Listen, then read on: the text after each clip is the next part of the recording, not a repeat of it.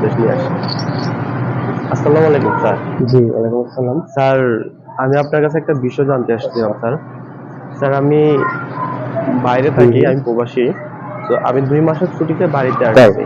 তারপর? তো আমি এখন চাচ্ছি যে এদিক ওদিক ঘোরাফেরার জন্য আমি একটা আচ্ছা, মোটরসাইকেল আচ্ছা। কিনবো, কিন্তু অনেক টাকা খরচ হয়ে যাবে। আবার ২ মাস বাড়িতে এদিক ওদিক থাকবো, ফ্যামিলিকে খরচ আছে। ঠিক আছে। তো স্যার, আমি চাচ্ছি যে এসব বিষয় জানতে চান? আচ্ছা, ঠিক আছে। তো আপনি যেটা বলেছেন, আমি একবারে আপনার মোটরসাইকেল আরেকজনে বা দূর সম্পর্কের কেউ কি চালাতে পারবে কিনা, সেটাই আজকে আমি আমার দর্শকদের সাথে সবকিছু মানে পুরোটা শেয়ার করবো, ঠিক আছে? তো আপনিও জানলেন, আমার দর্শকও জানলো।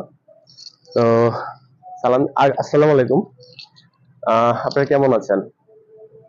এই যে প্রবাসী ভাই আসলো যে আমার কাছে, সে ২ মাসের জন্য বাড়িতে আসলো। এখন তার ২ মাস থাকা অবস্থায় অনেক দিকে অনেক ফ্যামিলির বিভিন্ন দিকে তার খরচ হবে, তাই সে মোটরসাইকেল কিনবে না, ঠিক আছে? তার ছোট ভাইয়ের মোটরসাইকেল চালাবে।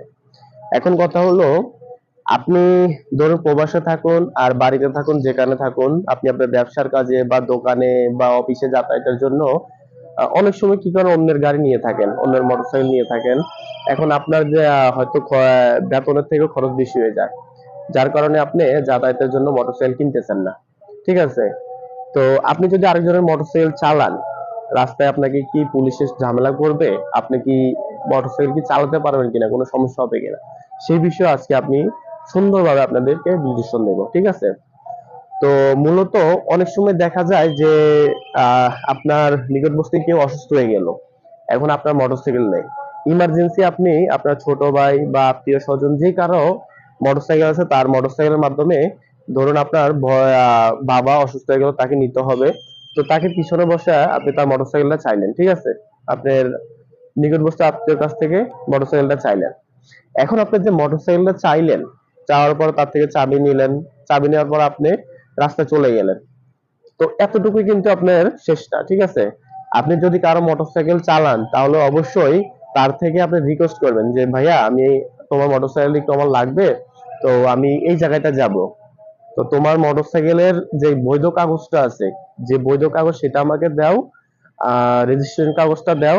আর আপনার যদি লাইসেন্স থাকে তাহলে তো ভালো কথা, তাহলে আর ঝামেলা রইলো না, ঠিক আছে? এখন এই দুইটা জিনিস, আর হলো ৩ নাম্বার জিনিস যেটা হলো হেলমেট। অবশ্যই হেলমেটটা কিন্তু আপনার যদি না থাকে, তাহলে আপনার ওই যার কাছ থেকে মোটরসাইকেলটা নিবেন তার থেকে হেলমেটটা চেয়ে নিবেন। এই ৩টা জিনিস যদি থাকে, তাহলে আপনি নিশ্চিন্তে রাস্তায় গাড়ি চালাতে পারবেন, কোনো ঝামেলা হবে না। আপনি যেই কার মোটরসাইকেল চালাতে পারবেন, সমস্যা নাই।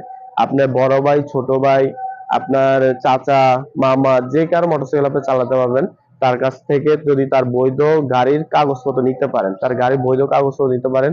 আর আপনার যদি ড্রাইভিং লাইসেন্স থাকে, তাহলে তো এটা কোনো কথাই না, তাহলে আর সমস্যা রইলো না।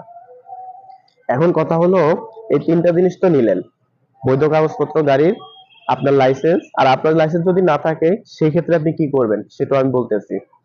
আর হলো হেলমেট, ঠিক আছে? এগুলা নেওয়ার পরে এখন যখন আপনি রাস্তায় চালাবেন, গাড়িটা কিন্তু আপনার না, আপনার নামে রেজিস্ট্রেশন করা না।